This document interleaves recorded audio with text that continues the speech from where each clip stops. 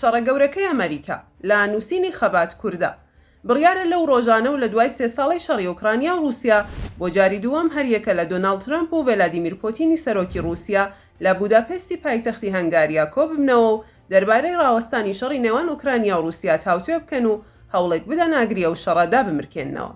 هەندێک لە هەواڵەکانیش دووپاتی دەکەنەوە کە زلینسکی سەرۆکی ئوکرانیاش بەشداری کۆبوونەوەکە دەکات. هەفتەی ڕابردوو زلینسکی سەرۆکی ئوکرانیا بە پەلە گەیشتە کۆشکی سپی ئەمریکا و لە دوای وتووێژێکی زۆر ترامپ زیاتر لە جارێ دووپاتی کردەوە کە ئەگەر ئۆکرانیەکان ناوچەی دۆنیسک بۆ رووسیا بەجێ بهێڵن بەو پێی زۆربەی دانیشتوانی و هەرێمە رووسی زوبانن و دەیانەوێ بگەڕێنەوە باوەشی رووسیا و لە توانایاندا نەماوە کە هیچی تر لەگەڵ ئۆکرانیەکان پێکەوە ژیان بکەن، هیچ لە بابەتەکە ناگۆڕێ. لە ئێستادا رووسیا بە نیمچە دوورگەی قڕمیشەوە زۆربەی هەرە زۆری خاکی چوار پارێزگای ئوکرانیا داگیر کردووە و ڕۆژانە نەک سەدان بەڵکو هەزاران سەربازی هەردوو وڵاتیش دەبنە قوربانی و نەک ئابووری هەردوو وڵات بەڵکە ئابووری سەرتاسەری جیهانیشی لەگەڵ خۆی تووشی کارەسات و گرانی و برسێتی کردووە.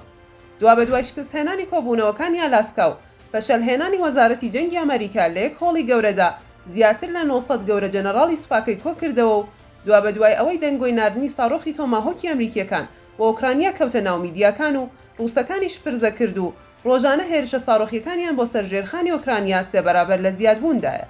ئێستا بۆ شەنوکەوی بابەتەکەم و ئەو شەڕە گەورەیە کە جەنەڕاڵەکانی ئەمریکا باسی دەکەن بە دوو ئاراستە لێک دەدەمەوە.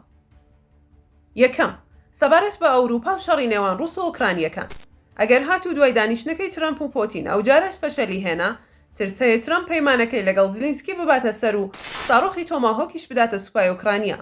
باوەشمان لەبیر نەچێت گەورە دەوڵەتانی ئەوروپاش ساڕۆخی تۆماهۆکی دروستکراوی خۆیان هەیە و بگرە بەهێزتریش بن و پۆتین و سوپایەکەشی کاردانەوەیەکی نەخوازراویان هەبێ و پەلاماری دەوڵەتانی ئەوروپا بدەن. چونکە ماوەیەکە ئەوروپیەکان خەڵکی هوشیار دەکەنەوە لە کردەی سەربازی نەخوازرا و خۆپاراستنی هاوڵاتیەکانیان بەبێ ئەوەی ناوی هێرشی فڕۆکە و ساڕۆخی رووسیش بهێنن. دەوڵەتانی ئەوروپا بەگشتی لە خۆخڕکردنەوەدان و خەریکی بەدەستهێنانی چەک و فڕۆکەی پێشکەوتون و ڕادار و دژە ئاسمانی سەربازیەکانشیان تازە کردووەتەوە و ترسی گەورەبوونی شەڕەکەیان هەیە و هیچ بڕوایەکشیان بە پۆتین نەماوە. ئەگەر هات و شەڕە گەورەکە ئەوروپای گردەوە دوور نییە سەری کۆریای باکوور و سەرۆکەکەشی نەخوا، چونکە یەکەم یارمەتیدەری رووسایە لە شەڕی دژ بە ئوکرانیا و تا ئێستا هەزاران سەربازی بۆ پۆتین کردووەتە قوربانی. دووەم، شەڕە گەورەکە و ڕۆژهەڵاتی ناوەڕاست و ئیسرائیل. هێنانی کەرەستە و ڕادار و دژە فڕۆکەی تورکی بۆ ناو سووریا و بڵاوکردنەوەی لە نزیک شارە گەورەکانی وەکو دیمەشق و حومس و حەما و حەلەب و ئیدلیب. لە بەرامبەریشدا ئەمریکا و هاوپەیمانەکانی ڕۆژانە لە ڕێی ئاسمان و زەویەوە بە فڕۆکەی گەورەی سەربازی و لە ڕێی بار هەڵگرەکانەوە چەکی تازە و پێشکەوت و ڕادەستی هێزەکانی هەسەدە دەکەن و ڕاهێنانیشیان پێ دەکەن لە سەرچۆنێتی بەکارهێنانی. بە تایبەتیش تانک و زرێپۆش و فڕۆکەی هەلیکۆپتەری جەنگی هێرشبەر و فڕۆکەی جەنگی F-16 و ڕادار و دژە ئاسمانی پێشکەوتوو. ئیسرائیل بە بەڵگە دەڵێ تورکیا لە هەوڵی جددیدایە بۆ یارمەتیدانی هێزەکانی حیزبوڵای لوبنانی و ڕێی بە ئێران داوە کە خاکەکەی بەکار بهێنێ بۆ گەیاندنی چەک بۆ ئەندامانی حیزبوڵای لوبنانی و بەهێزکردنەوەیان. دەرکردنی سوپای تورکیا لە قوبرس و لیبیا لە گەرمەی پلانەکاندایە و ئەمریکاش حتمەن پشتی ئیسرائیل و یۆنان بەرنادا لە کاتی هەر شەڕێک کە ڕوو بدات لە ناوچەکە.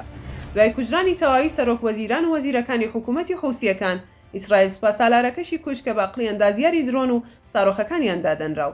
دوو پاپۆری پڕچەک و ساڕۆخ و درۆنی ئێرانیش لە نزیک هاوەکانی یەمەن دەستی بەسەرداگیرە. لە بەرامبەردا حوسیەکان پەلاماری ئەندامانی نەتەوە یەکگرتوەکانیاندا و 20 کەسیان لەژێر ناوی جاسووسی بۆ ئیسرائیل و ئەمریکا دەست بەسەر کرد. دۆناڵد ترامپ نوێنەرێکی خۆی بۆ عێراق دەست نیشان کرد بە کۆمەڵی مستەشاری سیاسی و سەربازیەوە. لە دوای شەڕی 12 ڕۆژەی نێوان ئێران و ئیسرائیلەوە تا ئەو چرکە ساتەش ڕۆژانە لە رووسیا و چینەوە لە ڕێی دەریایی و ئاسمانیەوە بە ئیدەیان میلیارد دۆلار ئێرانیەکان خۆیان پڕچەک دەکەنەوە بە کڕینی فڕۆکە و ڕادار و دژە فڕۆکەی پێشکەوتوو. هەرچەندە ئەمریکا لە ئێستادا بەرامبەر ڤەنەزوئیلا لە شەڕێکی ئاشکرا نەکراودایە، بەڵام هیچی پێ ناچێ و شەڕە گەورەیە کە ئەمریکیەکان باسی دەکەن ئەوان بگرێتەوە. بەڵام بەپێوەی کە بڕیارە ترامپ سەردانی چین بکات دوای کۆبوونەوەکەی بوداپێست، زۆر بە دوور دەزانرێت کە چین بکەوێتە ناو شەڕەکەەوە و ناوچەکە هەر بە ئارامی دەمێنێتەوە. ئێستا دەتوانین بڵێن ئەو شەڕە گەورەیە کە ئەمریکیەکان بە ئامادەکاری بۆ دەکەن دووسەرەیە و ئەگەر پۆتینیان پێڕازی کرا ئەوروپا پارێزراو دەبێ و ئەو کاتە ئەمریکا و هاوپەیمانەکانی لە ڕۆژهەڵاتی ناوەڕاست دەبێت لە هەوڵی پاراستنی ئارامی یەکجاری ئیسرائیل دابن و دەستی تورکیا و قەتەر و ئێرانیش لە ناوچەکە ببڕن. لەو حاڵەتەشدا کورد سوود بەخشی یەکەمە و دوور نییە لە هەردوو بەشە داگیرکراوەکەی کوردان ڕۆژهەڵات و باکووریش نەبنە خاوەنی فیدراڵیەکی لا مەرکەزی یان خودموختاریەکی خۆجێیی بۆ خۆیان.